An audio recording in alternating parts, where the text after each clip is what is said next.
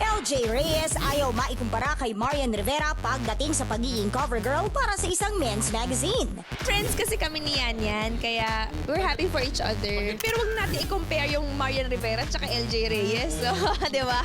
Wag na i-compare yun. Tsaka talagang inintay ng lahat si Marian na mag-cover. Sa kanyang pagiging in-demand as sexy cover girl, marami ang nagtatanong kung hudyat na nga ba ito ng pagpapasexy ni LJ sa mga pelikula. Well, not necessarily. Ako naman, namimili naman ako ng projects. May mga naaalok sa akin this time na mga hindi na medyo I have to show some skin. But then, ang tinitingnan ko talaga is yung essence ng story, kung maganda yung kwento, at kung kailangan ba talaga na magpakita ako ng skin. Pero agad ring nilinaw ng hot mama na iba ang ginagawa niyang pagpapasexy para sa men's magazine. Confident naman ako na maganda yung katawan ko, may papakita tayo.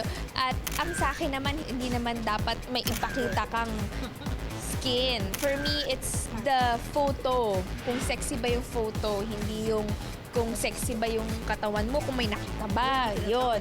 Batay sa sales ng magazine at katatapos ng autograph signing, mainit na tinanggap ng mga tagapagtangkilik ang isyong ito ni LJ. Pero ganito rin kaya ang pagtanggap ng kanyang pamilya?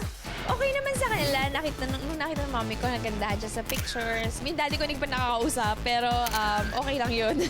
Yung mga kapatid ko, tuwa sila, ganito yung pictures, ganyan. Tapos, sinishare pa nga nila sa Facebook.